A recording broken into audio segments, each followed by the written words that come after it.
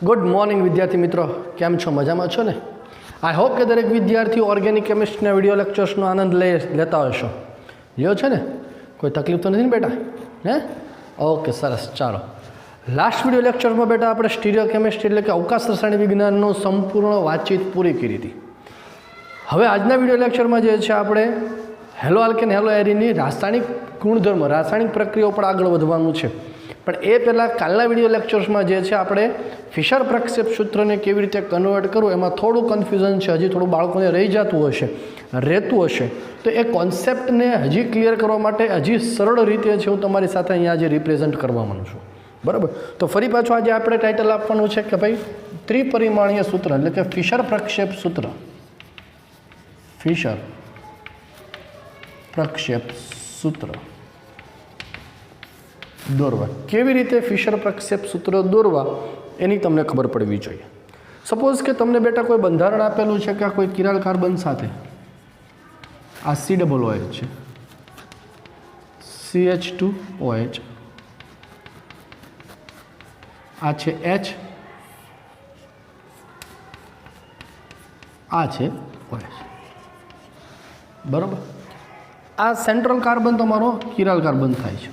હવે આને તમારે જ્યારે ફિશર પ્રક્ષેપ સૂત્રમાં દોરવું હોય ત્યારે શું કરવું? તો કે ક્રોસ છે એ ક્રોસ આપણે બનાવવાના। જેટલા કિરાલ કાર્બન બન હોય એટલા ક્રોસ આપણા થવા જોઈએ। એક કિરાલ કાર્બન છે એટલે આ આપણે ક્રોસ થશે। હવે કઈ બાબતોનું એ તમારે ધ્યાન રાખવાનું છે દીકરા? તો કે એક વસ્તુને ખાસ યાદ રાખવાનું કે જે સીધી લાઈનમાં જે સમતલમાં છે, સમતલમાં આવેલા સમૂહોને ઊભી લાઈનમાં ગોઠવવાના અને પ્રયત્ન કરવો કે સૌથી વધુ ક્રિયાશીલ સમૂહ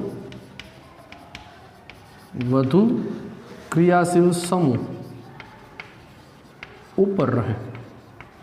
પહેલી વાત શું કરવાની બેટા? તો કે ભાઈ જે ઊભી લાઈનમાં સમતલમાં લાઈન હોય, અહીંયા ત્રણ પ્રકારના બંધારણ છે જે સીધી લીટી વડે સાદી લીટી વડે દર્શાવ્યું છે। શું દર્શાવે છે? તો કે સમતલમાં છે, બોર્ડના સમતલમાં છે। ડેશ લાઈન જે છે એ ડેશ લાઈન શું બેટા દર્શાવે છે? સમતલની પાછળ છે, સમતલની પાછળ છે। અને જે આ ડાર્ક લાઈન છે જેને આપણે ઘન ફાચર કહીએ છીએ એ શું કહે છે? સમતલની ઉપર, એટલે કે તમારી તરફ સમતલની ઉપર છે। તો એક જ લાઈનમાં આવેલા જે સમૂહો છે, એક જ સમતલમાં આવેલા જે સમૂહો છે એને આ ઊભી લાઈનમાં જે છે એ ઉપર અને નીચે ગોઠવવા। પ્રયત્ન કરવાનો કે સૌથી વધુ ક્રિયાશીલ સમૂહ જે COOH છે એને ઉપર જ રહે। જો ન થતું હોય તો ગભરાવાની જરૂર નથી, પણ ટ્રાય કરવાની કે હોય તો એને ઉપર પ્રાયોરિટી ગોઠવવાની કરશું। તો શું થશે? ઉપર આવશે COOH, નીચે આવશે as it is CH2OH। Clear છે? ત્યાર પછીની શું વસ્તુ ધ્યાનમાં રાખવાની છે? તો કે ડેશ ફાચર છે, ડેશ લાઈન વડે દર્શાવેલા સમૂહને જે તરફ છે ત્યાં જ રાખવા, તે જ દિશામાં રાખવા અને ઘન ફાચર વડે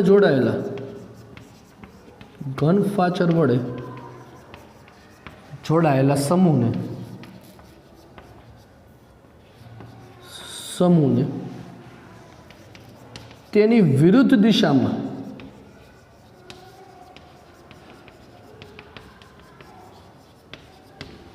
ગોઠવવા। ઘન ફાચર વડે ડેશ ફાચર જે છે એ જે ડાયરેક્શનમાં છે એ ડાયરેક્શનમાં રાખવાનું। આ દિશામાં છે તો એને કોઈ ચેન્જ કરવાની જરૂર નથી બેટા, એ જ દિશામાં રાખો H। અને જે ઘન ફાચર વડે દર્શાવેલો સમૂહ છે એ ઘન ફાચર વડે દર્શાવેલા સમૂહને પુશ કરો, ધક્કો મારો, એની ઓપોઝિટ ડાયરેક્શનમાં લઈ જવાનો। એટલે આ તરફ છે એને લઈ જવાનો આ તરફ, એટલે આ બાજુ છે તમારો સમૂહ આવશે। ક્લિયર છે? તો ત્રણ મુદ્દા બેટા જે છે એ ત્રણ મુદ્દા તમે ધ્યાનમાં રાખો તો કોઈ પણ અણુનું ફિશર પ્રક્ષેપ સૂત્ર તમે ઇઝીલી ડ્રો કરી શકો છો। ફિશર પ્રક્ષેપ સૂત્ર છે એ દોરવું બહુ સરળ છે, અમુક મુદ્દાઓ છે એને ધ્યાનમાં રાખવાના. હજી એક એક્ઝામ્પલ સાથે આપણે સમજવાનો પ્રયત્ન કરીએ અને આપણે આપીએ છીએ એક્ઝામ્પલ નંબર 1. હજી એક એક્ઝામ્પલ આપણે તમને સમજાવું. Example number 2. સપોઝ કે તમારી પાસે 2 કિરલ કાર્બન છે બેટા. આ મિથાઇલ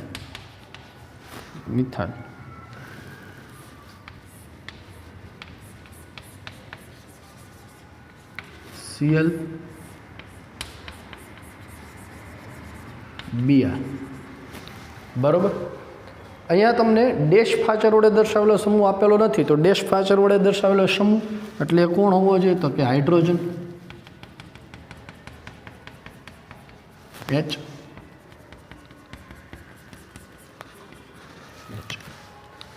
ક્લિયર છે? ચાલો, તો કેટલા કિરાલ કાર્બન છે દીકરા? તો કે 2 કિરાલ કાર્બન થશે. એક અહીંયા, એક અહીંયા. 2 કિરાલ કાર્બન છે. 2 કિરાલ કાર્બન છે એટલે તમારે ક્રોસ છે એ 2 થવા જોઈએ, એટલે ઊભી લાઈનમાં 2 આડી લીટી હોવી જોઈએ. 2 ક્રોસ થાય છે એટલે આ બંને તમારા કિરાલ કાર્બન. સીધી લીટીમાં રહેલા જે સમૂહો છે એને ઉપર અને નીચે ગોઠવો. સીધી લીટીમાં રહેલા સમૂહો કયા કયા થાય છે જુઓ જી. તો કે આ તમારી સીધી લીટી છે.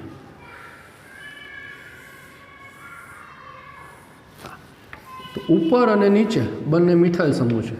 મિથાઇલ સમૂહ ક્લિયર. હવે આ કાર્બન સાથે જોડાયેલા સમૂહને વિચાર કરો. જુઓ, આ કાર્બન સાથે ડેશ ફાચર વડે હાઇડ્રોજન આ તરફ જોડાયેલો છે એટલે હાઇડ્રોજન આ તરફ આવશે. તો ક્લોરીન જે છે એને પુશ કરીને સામેની ડાયરેક્શનમાં, સામેની દિશામાં ગોઠવવું એટલે ક્લોરીન નહીં આવશે બેટા. આ કિરલ કાર્બનની વાત કરીએ તો ડેશ ફાચર વડે હાઇડ્રોજન છે આ તરફ છે, તો બ્રોમિન છે એને પુશ કરીને સામેની ડાયરેક્શનમાં શિફ્ટ કરો એટલે બ્રોમિન છે અહીંયા ગોઠવા. તો આ તમારા ફિશર પ્રક્ષેપ સૂત્ર જે છે એ ફિશર પ્રક્ષેપ સૂત્રને 3 ડાયમેન્શનલ સ્ટ્રક્ચર્સ હોય એને ફિશર પ્રક્ષેપ સૂત્રમાં દોરવાની એક સાદી સરળ રીત છે. આનાથી સરળ રીત જે છે તમે કોઈ જોઈ શકશો નહીં. સરળમાં સરળ બેટા રીત છે. ક્લિયર. તો આ પ્રકારનું જે બંધારણ આવ્યું હોય એને તમે સરળતાથી પણ હજી જો ઇમેજિનેશન સાથે કરવું હોય તો તમે વિચારો કે આ જે બંધારણ છે તમે એને અહીંથી ઓબ્ઝર્વ કરો છો. જો અહીંથી ઓબ્ઝર્વ કરો છો તો અહીંથી તમે જ્યારે ઓબ્ઝર્વ કરો છો એટલે ડાયરેક્ટ આ ડાયરેક્શન, હું જો અહીંથી જોઉં છું, અહીંથી જોઉં છું, તો અહીંથી તમે જુઓ તો OH છે આ ડાયરેક્શનમાં છે, H આ ડાયરેક્શનમાં છે. બરાબર. તો OH અને H આવી ગયું, ઉપર COOH છે. આ પણ એક રીત છે. તમે અહીંથી ઓબ્ઝર્વ જ્યારે કરો બેટા, તો અહીંથી તમે ઓબ્ઝર્વ કરો અહીંથી, તો H જે છે H અહીંયા છે, Br છે સામેની બાજુ છે. સેમ ઓબ્ઝર્વ અહીંથી કરો બેટા. બરાબર. તો તમે કઈ ઓબ્ઝર્વ જે છે ઓબ્ઝર્વ જ્યાંથી કરો એના પરથી પણ તમે બંધારણ દોરી શકો. પણ જો કદાચ એ ન ખ્યાલ આવે તો આ 3 મુદ્દા જે છે એ 3 મુદ્દા વડે તમે ફિશર પ્રક્ષેપ સૂત્ર દોરી શકો છો કોઈ પણ મોલેક્યુલ. ક્લિયર. ચાલો, તો હવે આપણે બેટા છે વાત કરવાની છે, અહીંયા સ્ટીરિયોકેમિસ્ટ્રી પૂરી થાય છે. નાવ હવે આપણે વાત કરવાની છે હેલો આલ્કેન હેલો એરિનની રાસાયણિક પ્રક્રિયાઓમાં. સૌપ્રથમ જેમાં વાત કરવાની છે કેન્દ્ર અનુરાગી વિસ્થાપન પ્રક્રિયા કોને કહેશું તે. બરાબર. એ પહેલાં સ્ક્રીન પર જે દેખાય છે અને સ્ક્રીનશોટ લઈ લો અને આપણે આગળ વાત કરીએ. ચાલો, લેક્ચર્સમાં તમને કીધું હતું કે 3 રાસાયણિક પ્રક્રિયાઓ જોવાની છે. એક છે કેન્દ્ર અનુરાગી વિસ્થાપન પ્રક્રિયા, વિલોપન પ્રક્રિયા અને ધાતુ સાથેની પ્રક્રિયા. બેટા હંમેશા વસ્તુ એક યાદ રાખવાની છે કે વિસ્થાપન પ્રક્રિયા કોણ આપશે? તો કે ભાઈ sp3 સંકરણ ધરાવતા કાર્બનિક સંયોજનો જ હંમેશા વિસ્થાપન પ્રક્રિયા આપશે. આપણે શબ્દ સાથે સમજવાનો પ્રયત્ન કરશું કે કોણ વિસ્થાપન પ્રક્રિયા આપશે, કયો પ્રક્રિયા કરશે, બધી જ ચર્ચાઓ અહીંયા કરશું. ઓકે. ચાલો ધ્યાન આપો કે પહેલાં સમજ આપણે કે વિસ્થાપન પ્રક્રિયા કોને કહેવાય. તો કે ધોરણ 11માં આપણે શીખેલા છે કે એક પરમાણુનું સ્થાન બીજા પરમાણુ કે સમૂહ લે છે. એક પરમાણુના સ્થાને કોઈ બીજો પરમાણુ કે સમૂહ દાખલ થાય તો એ વિસ્થાપન, વિ એટલે ફરીથી, સ્થાપન એટલે ગોઠવવું થાય છે. પણ હવે પ્રક્રિયા કોણ કરે છે? તો કે કેન્દ્ર અનુરાગી વિસ્થાપન પ્રક્રિયા છે. એટલે કે કેન્દ્ર અનુરાગી પ્રક્રિયા, કેન્દ્ર અનુરાગી પ્રક્રિયક, જેને ન્યુક્લિયોફાઇલ કહેવામાં છે. ન્યુક્લિયોફાઇલ કેન્દ્ર અનુરાગી પ્રક્રિયક એ વિસ્થાપન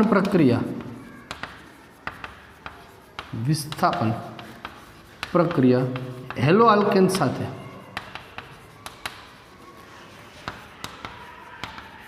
કરે. તો પ્રશ્ન એ છે કે બેટા કેન્દ્ર અનુરાગી પ્રક્રિયક કોને કહેવાય? ધોરણ 11માં તમે શીખેલા છો કેન્દ્ર અનુરાગી અને ઇલેક્ટ્રોન અનુરાગી પ્રક્રિયક. કેન્દ્ર અનુરાગી પ્રક્રિયક આપણે કોને કહેશું? તો કે એવો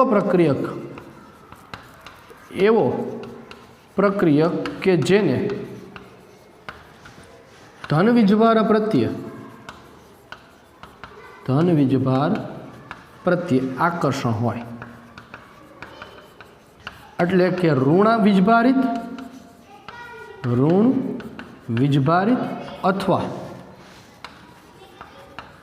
ઇલેક્ટ્રોનયુક્ત સ્પીસીસ, એવી સ્પીસીસ કે જેની પાસે નેગેટિવલી ચાર્જ છે અથવા તો લોન પેર છે. એ લોન પેર અથવા તો નેગેટિવલી ચાર્જ ધરાવતા સ્પીસીસને પોઝિટિવ ચાર્જ પ્રત્યે આકર્ષણ છે એટલે એના પર જોડાશે. બરાબર? એટલે પ્રક્રિયામાં થશે શું બેટા? તો કે કેન્દ્ર અનુરાગી પ્રક્રિયક એ હેલો આલ્કેનના ઇલેક્ટ્રોન ઉણપ ધરાવતા ભાગ પર આક્રમણ કરી હેલોજન સમૂહ દૂર કરી તેના સ્થાને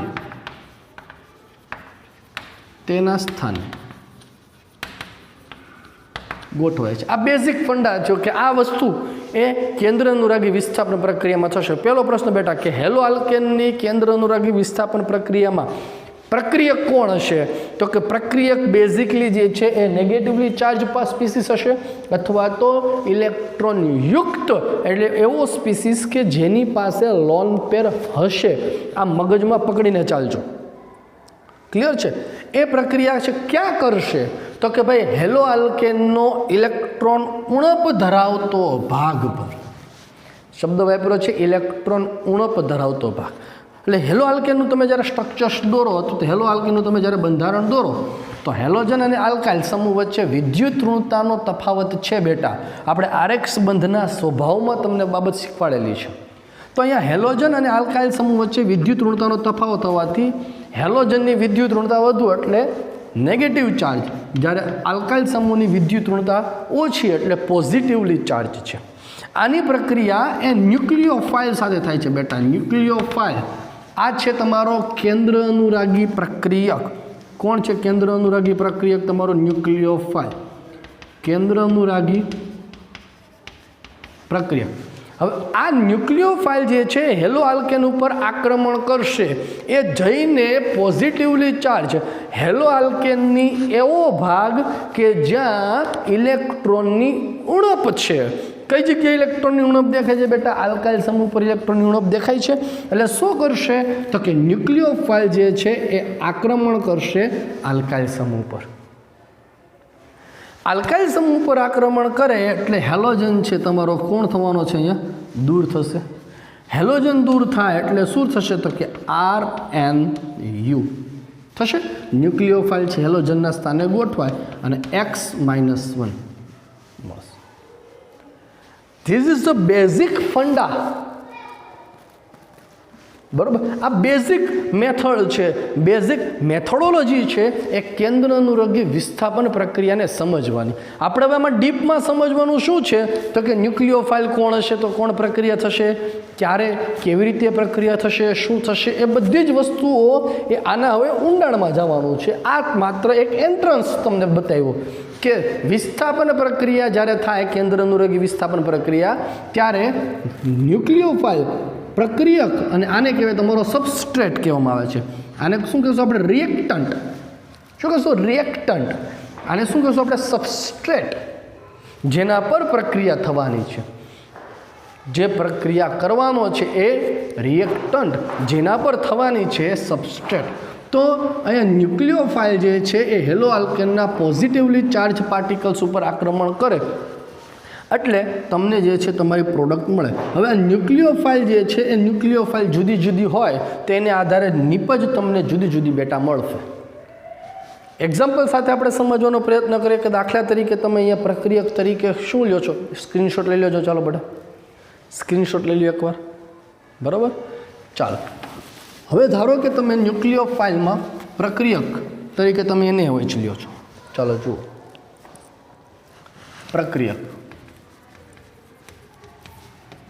તમે NaOH લ્યો છો આમાં, એટલે આનું તમે જલીય દ્રાવણ NaOHનું જલીય દ્રાવણ લ્યો એટલે પાણીમાં તમે એને ડિઝોલ્વ કરો છો બેટા.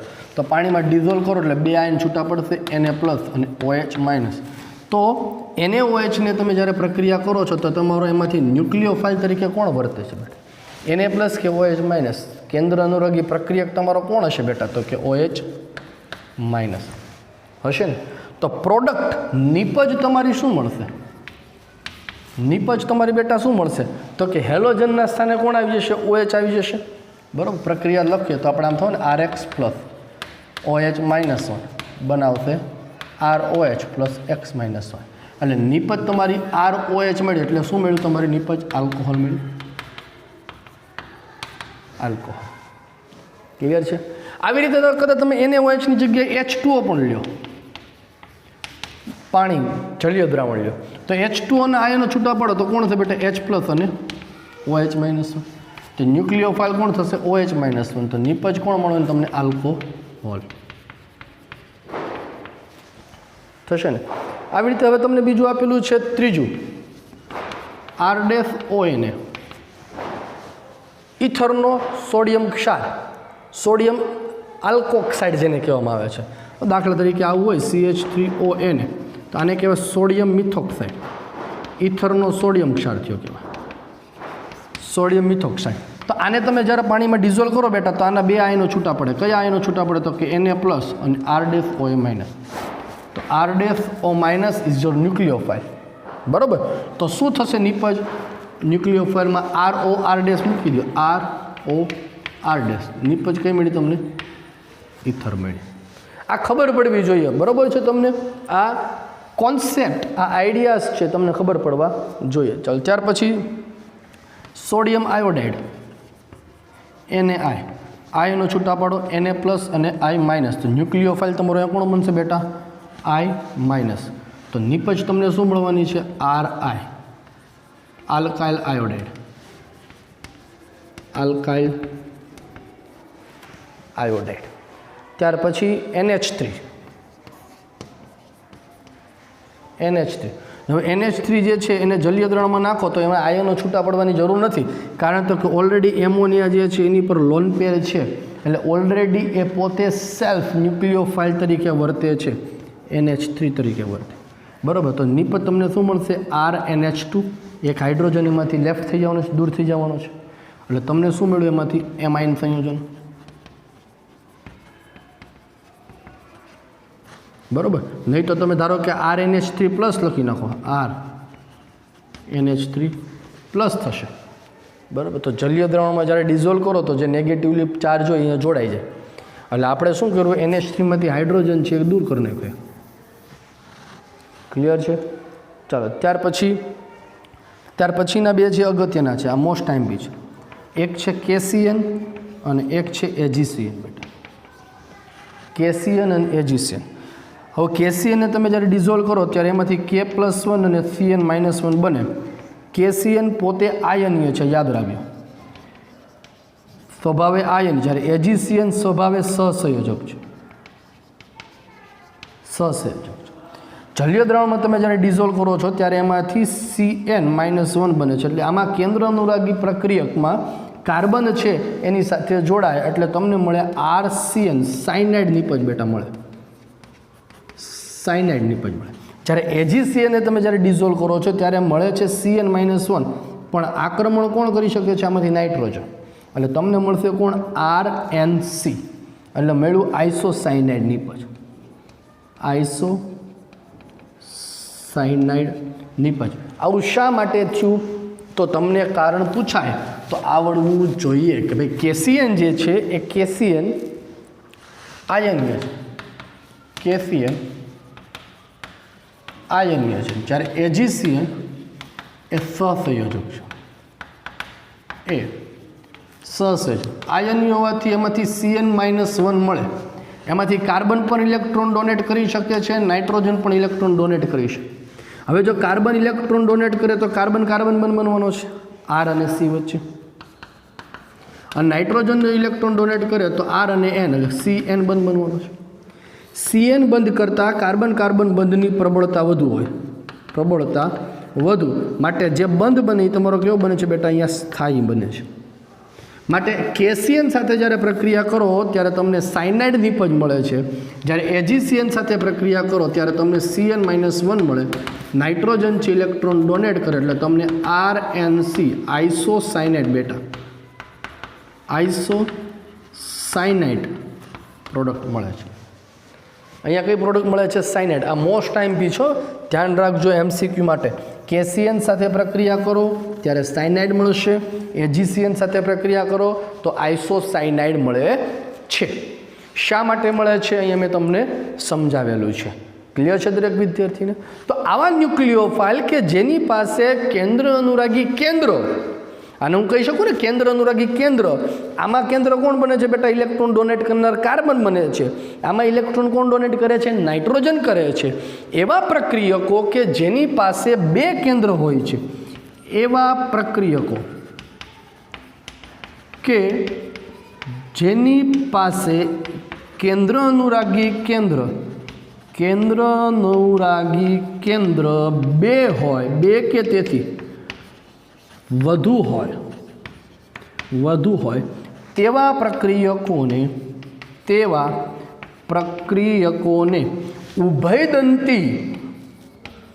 ઉભયદંતી પ્રક્રિયકો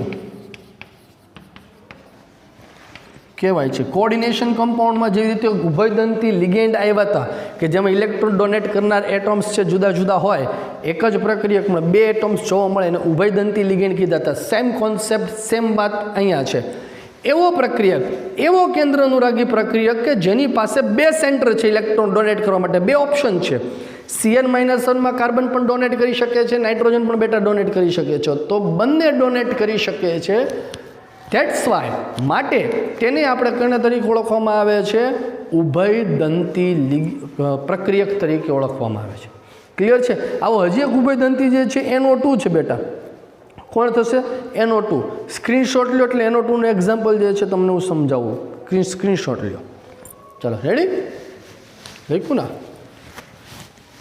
NO2 નું એક્ઝામ્પલ જે છે આપણે સમજીએ કે તમે જ્યારે KNO2 ને ડિઝોલ્વ કરો છો, KNO2 અને AgNO2, બરાબર? તો આમાં ઇલેક્ટ્રોન જે છે ઓક્સિજન ડોનેટ કરશે એટલે તમને મળશે RONO, નાઇટ્રાઇટો કમ્પાઉન્ડ. જ્યારે આમાં ઇલેક્ટ્રોન ડોનેટ કોણ કરવાનું છે? તો કે નાઇટ્રોજન ઇલેક્ટ્રોન ડોનેટ કરવાનું છે એટલે તમને મળશે એમાંથી RNO2. એટલે તમને RNO એટલે એને કહેવાય નાઇટ્રાઇટ સંયોજનો, જ્યારે RNO2 એટલે એને કહેવાય છે નાઇટ્રો સંયોજનો, નાઇટ્રો સંયોજન. આને યાદ રાખવાનું છે, આની ઉપર વધારે આપણે ડિસ્કશન કરવું નથી. કેમ શું થાય છે? We have to not time to discuss on that. આપણે એની ઉપર જવાની જરૂર નથી. કેમ સાહેબ એવું થયું છે? આગળ જેમ જેમ જશું એમ આવશે. અત્યારે ખાલી આ 6ઠું 7મું 8મું 9મું યાદ રાખી લે ખાલી. ક્લિયર છે? તો આ ઉભયદંતી લિગેન્ડ છે. NO2 તમારો કેવો છે? ઉભયદંતી પ્રક્રિયક છો. કે કારણ તો કે ઇલેક્ટ્રોન ડોનેટ કરનાર એટોમ બે કે તેથી વધુ છે. નાઇટ્રોજન ઇલેક્ટ્રોન ડોનેટ કરી શકે છે અને ઓક્સિજન પણ ઇલેક્ટ્રોન ડોનેટ કરી શકે છે. માટે એ ઉભયદંતી પ્રક્રિયક તરીકે ઓળખવામાં આવે છે. ત્યાર પછી R-COAG. આને તમે જ્યારે જલીય દ્રવમાં નાખો છો ત્યારે એના બે આયનો R-COO- Ag+1 બને એટલે તમારો R-COO- એ ન્યુક્લિયોફાઇલ બને છે. બરાબર? ન્યુક્લિયોફાઇલના સ્થાને જ્યારે ગોઠવાય તો તમને મળે ROC C double bond OR dash આ પ્રકારે. એટલે તમને કોણ મળે છે? એસ્ટર સંયોજનો. એસ્ટર સંયોજનો મળે છે.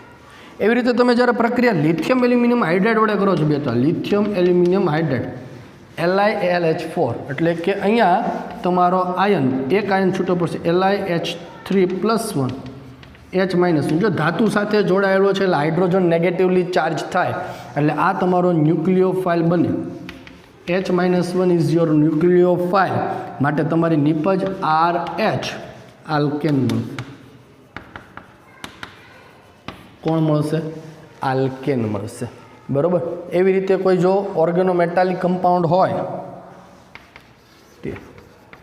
RM M ઇઝ મેટલ તો આમાં કોણ છૂટું પડવાનું છે? તો કે R- અને M+1 મેટલ તો પોઝિટિવલી ચાર્જ જ રહેવાનો છે, એક કોઈ નેગેટિવ ચાર્જ થવાનો છે નહીં. તો આ કેસમાં તમારો ન્યુક્લિયોફાઇલ કોણ બને છે? R-. તો તમને શું મળશે? RR આલ્કેન નિપજ મળશે. બરાબર. તો આ બેઝિક ફંડા જે છે, બેઝિક કોન્સેપ્ટ મેં તમને બેટા સમજાવ્યા કે પ્રક્રિયક કોણ હોય, તેમાં ન્યુક્લિયોફાઇલ કોણ હોઈ શકે, તો પ્રોડક્ટ તમને કઈ મળશે. બધી જ પ્રક્રિયામાં વિસ્થાપન જ થાય છે, એકનું સ્થાન બીજું લે છે. વિસ્થાપન કરે છે કોણ? તો કે ન્યુક્લિયોફાઇલ કરે છે. ન્યુક્લિયોફાઇલ આવે છે શેમાંથી? તો કે પ્રક્રિયકમાંથી આવે છે. પ્રક્રિયક મોટાભાગના તમારા જલીય દ્રાવણમાં જશે. એટલે જો ધ્યાન રાખજો કે જ્યારે આપણે પ્રક્રિયાને અસર કરતા પરિબળો જોશું ને ત્યારે આની દ્રાવક યોજન ક્ષમતા પણ જોશું. બરાબર. આયન બને છે પણ કેવો આયન બને છે, બહુ બધી આમાં ડિસ્કશન ઊંડાણમાં જવાનું છે આપણે આગળ જતાં જતાં. એટલે બધા જ કોન્સેપ્ટ છે સાથે લઈને ચાલશું આપણે. ક્લિયર છે દરેક વિદ્યાર્થીને? તો આ વાત આપણે કરી કેન્દ્ર અનુરાગી વિસ્થાપન પ્રક્રિયાની બેઝિક માહિતી. હવે one of the most important topic is વિસ્થાપન પ્રક્રિયાના જે છે કેન્દ્ર અનુરાગી વિસ્થાપન પ્રક્રિયાના બે પ્રકાર છે, SN1 પ્રક્રિયા, SN2 પ્રક્રિયા. આપણે બંને પ્રક્રિયા છે પહેલાં ભણવાની છે. પહેલાં SN1 ભણશું, પછી SN2 ભણશું, પછી SN1 SN2ની કમ્પેરિઝન કરશું, બંનેના તફાવત જોશું અને મોસ્ટ IMP વાત ખબર કેમ પડશે ક્યારે SN1 ને ક્યારે SN2 થશે, એ અગત્યની બાબત છે. ક્લિયર છે? તો એ સમજતા પહેલાં આ બધી વસ્તુઓ સમજવી જરૂરી છે. એટલે કે ટેક્સ્ટબુકમાંથી સૌપ્રથમ બેટા કેન્દ્ર અનુરાગી વિસ્થાપન પ્રક્રિયાની પ્રસ્તાવના છે, દરેક વિદ્યાર્થીએ કમ્પલસરી વાંચવાની છે. કોષ્ટક દરેક વિદ્યાર્થીએ વાંચવાનો છે. કોષ્ટકમાં મિસ્ટેક છે એ શોધવાની છે. ક્લિયર છે? ચાલો ફટાફટ જુઓ એટલે SN1 શરૂ કરું હું.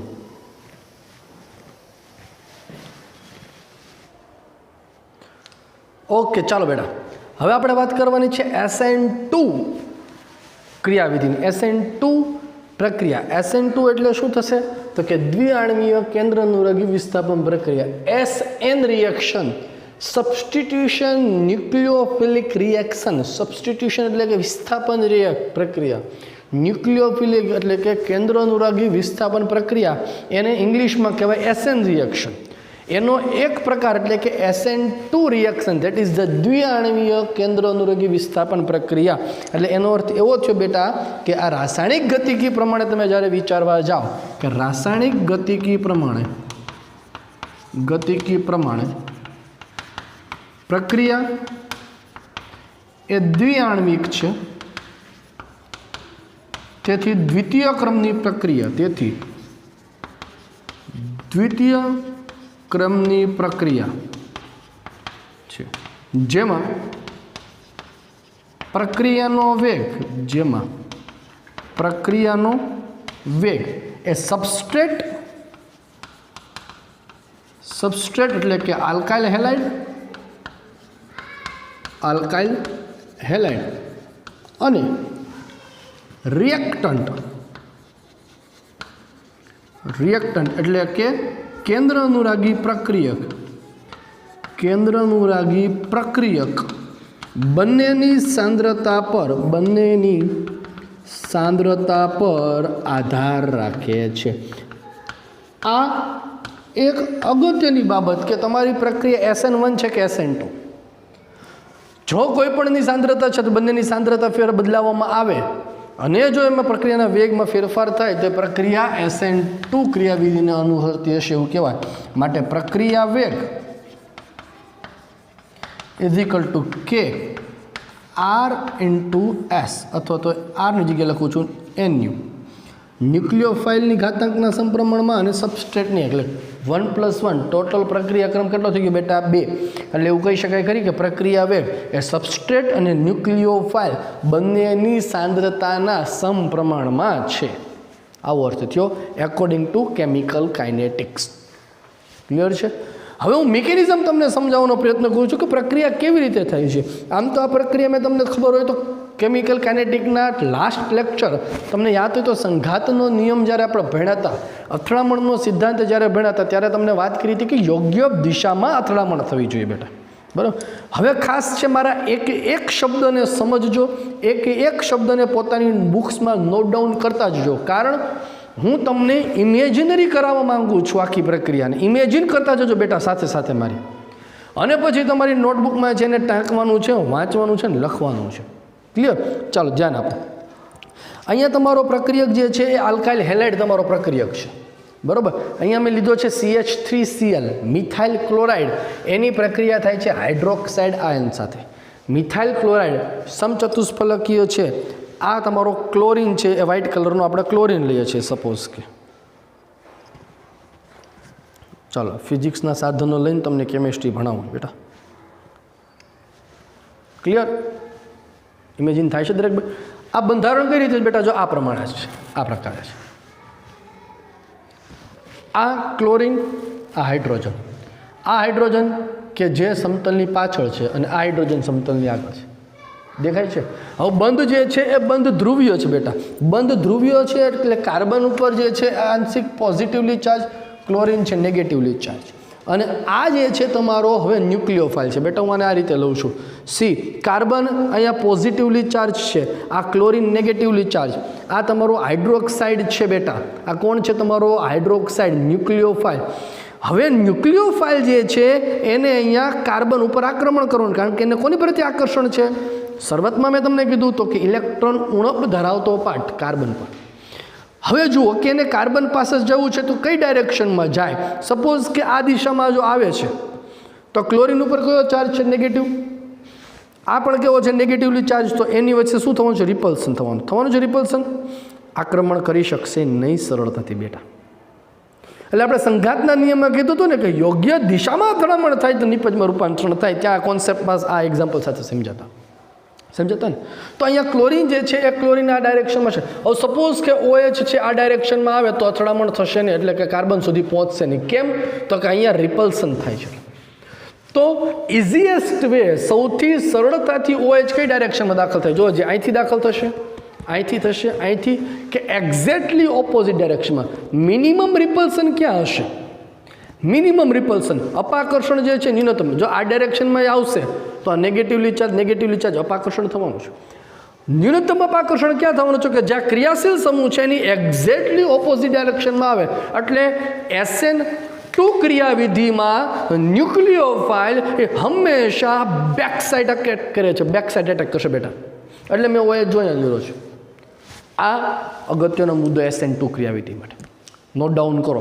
કયો મુદ્દો થશે તો કે પહેલો મુદ્દો જે છે એ SN2 ક્રિયાવિધિમાં ન્યુક્લિયોફાઇલ હંમેશા બેક સાઇડ અટેક કરે છે બેક સાઇડ એટલે શું તો કે ક્રિયાશીલ સમૂહ હેલોજન જે પ્રેઝન્ટ છે એની એક્ઝેક્ટલી ઓપોઝિટ ડાયરેક્શનમાં કરશે ખ્યાલ આવે છે ખબર પડી એટલે પહેલો મુદ્દો કે SN2 ક્રિયાવિધિમાં ન્યુક્લિયોફાઇલ છે એક્ઝેક્ટલી બેક સાઇડ જે અટેક કરે છે એટલે અહીંયા હવે પોઝિટિવલી ચાર્જ કાર્બન સાથે જોડાશે ક્લિયર છે હવે જ્યારે પોઝિટિવલી ચાર્જ આયન સાથે જોડાય છે ત્યારે તરત જ ક્લોરીન છૂટો નહીં પડે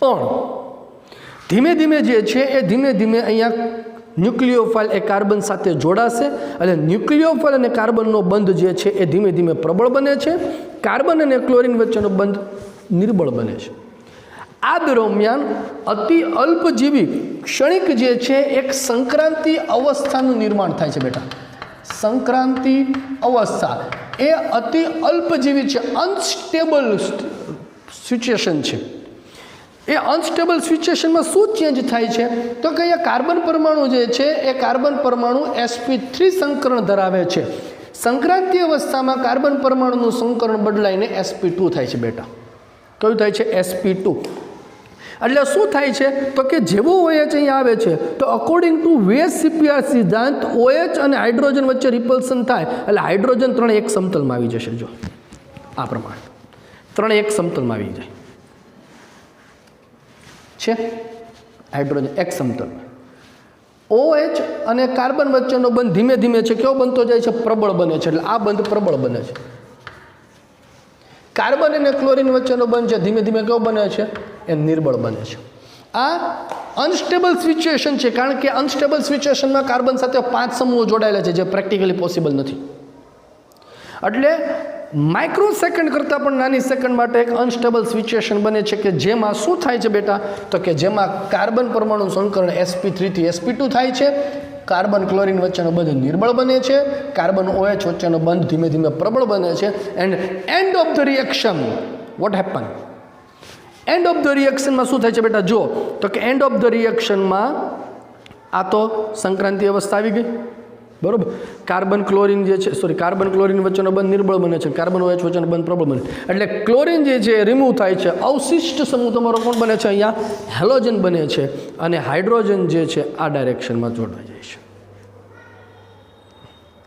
આ રીતે થાય છે. ક્લિયર? આ આવી બંધ આ રીતે OH. એટલે જો ક્લોરીન તમારો આ ડાયરેક્શનમાં હતો, ઓક્સિજન છે આ ડાયરેક્શનમાં ગોઠવાણો. એટલે તમે અહીંયા જુઓ તો અહીંયા કાર્બન પરમાણુનો વિન્યાસ છે બદલાઈ ગયો કહેવાય. વિન્યાસ છે, ડાયરેક્શન છે ને બદલાઈ ગયો. જો ક્લોરીનના આ ડાયરેક્શનમાં તો બેક સાઈડ એટેક કર્યું એટલે હાઇડ્રોજન જે આ હતો એ સામેની બાજુ જતો રહ્યો, આ હાઇડ્રોજન હતો એ સામેની બાજુ જતો રહ્યો, આ H હતો એ સામેની બાજુ જતો રહ્યો. થાય છે. એટલે અહીંયા તમે જુઓ તો એક ઘટના એવી જોવા મળે છે કે ધારો કે તમારે ફૂલ ચોમાસું છે ને વાવાઝોડું હાલે છે, બરાબર. આ તમારી છત્રી હતી, આવી હોય ને છત્રી. આ છત્રી લઈને તમે જાઓ છો ને વાવાઝોડું આવ્યું, છત્રી કાગડો થઈ ગઈ,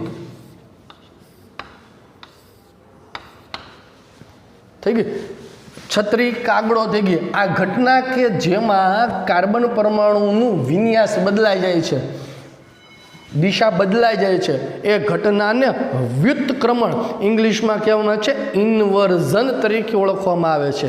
આ ઇન્વર્ઝન એટલે વાલ્ડન ઇન્વર્ઝન. આ છત્રી વડે મેં તમને સમજાવ્યું, બરાબર. પહેલાં છત્રી જે આવી હતી, વાવાઝોડું આવ્યું એટલે છત્રી કાગડો થઈ ગઈ. It's called as a Walden inversion બેટા. એટલે ખાસ બીજી વસ્તુ, હવે SN2 પ્રક્રિયામાં શું શું થાય છે? આ રિપીટ. શું થાય છે SN2 પ્રક્રિયામાં બેટા? તો કે પહેલી વસ્તુ, ન્યુક્લિયોફાઇલ છે બેક સાઈડ અટેક કરે છે. સંક્રાંતિ અવસ્થાનું નિર્માણ થાય છે કે જેમાં કાર્બન પરમાણુનું સંકલન sp3 થી બદલાઈને sp2 થાય છે. And of the season carbon પરમાણુનું સંકલન રહે છે તો sp3 જ, પણ વિન્યાસ જે છે એનો બદલાઈ જાય છે. આ વિન્યાસ બદલાવાની ઘટના એને વાલ્ડન ઇન્વર્ઝન વ્યુત્ક્રમણ તરીકે ઓળખવામાં આવે છે. શેના તરીકે ઓળખવામાં આવે છે બેટા? વ્યુત્ક્રમણ. એક જ તબક્કામાં આખી પ્રક્રિયા થાય છે. અહીંયા દાખલ થાય છે, છૂટો પડે છે, પણ વચ્ચે ક્ષણિક. જો આ તબક્કો નથી, આ સ્ટેપ નથી, કોઈ સંક્રાંતિ અવસ્થાએ કોઈ સ્ટેપ નથી. સ્ટેપ કોને કહેવાય? કે જ્યાં મધ્યવર્તી નીપજ મળતી હોય. એમાંથી જે છે એ તમને C મળે છે તો પ્રક્રિયાની ક્રિયાવિધિ એમાંથી B બને અને બીમાંથી C બને. આ સ્ટેપ થયું. આ પહેલું સ્ટેપ, આ બીજું સ્ટેપ. તો B તમારો મધ્યવર્તી નીપજ કહેવાય, જે સ્ટેબલ હોય. આ સ્ટેબલ નથી, અનસ્ટેબલ સિચ્યુએશન છે કે જ્યાં સંકરણ sp3 થી sp2 થાય છે. એ અતિ અલ્પજીવી ઘટના છે, માટે એક જ તબક્કામાં પ્રક્રિયા આખી થઈ જાય છે. SN2 પ્રક્રિયા એક જ તબક્કામાં આખી ફિનિશ થાય છે બેટા, કોઈ સ્ટેપ નથી. પ્રક્રિયા એ બંને પ્રક્રિયા સબસ્ટ્રેટ એન્ડ ન્યુક્લિયોફાઇલ બંને ઉપર આધાર રાખે છે, બંનેની સાંદ્રતા ઉપર આધાર રાખે. જો સબસ્ટ્રેટ વધુ તો નિપજ વધુ, ન્યુક્લિયોફાઇલ વધુ તો નિપજ વધુ. બીજી વસ્તુ, ન્યુક્લિયોફાઇલ બેક સાઈડ એટેક કરે છે, ઇન્વર્ઝન છે બદલાઈ જાય છે. આ બધી જ ઘટનાઓ SN2 મિકેનિઝમમાં થાય છે દીકરા. ખ્યાલ આવે છે દરેકને? બહુ અગત્યની બાબત છે. ક્લિયર? હવે જરા જુઓ કે હવે અહીંયા પ્રક્રિયા જે છે SN2 પ્રક્રિયાની સરળતા કોના ઉપર આધાર રાખશે? હવે ધારો કે સાહેબ તમે અહીંયા મિથાઇલ ક્લોરાઇડ લીધો છે, મારે એની જગ્યાએ ટર્સરી ક્લોરાઇડ સેકન્ડરી હેલાઇડ લેવો છે. ચાલો, મારે એની જગ્યાએ સેકન્ડરી હેલાઇડ લેવો છે. આ સ્ક્રીનશોટ લઈ લેજો. શું લેવું છે? મારે સેકન્ડરી હેલાઇડ લેવો છે. સપોઝ આ મિથાઇલ ક્લોરાઇડની જગ્યાએ હું લઉં છું ઇથાઇલ ક્લોરાઇડ. શું લઉં છું? Ethyl chloride. આ કાર્બન છે એની સાથે હાઇડ્રોજન આવી જશે, Cl.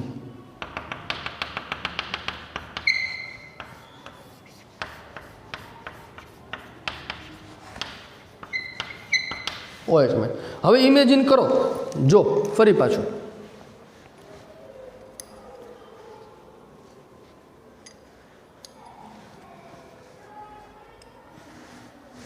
આ હાઇડ્રોજન.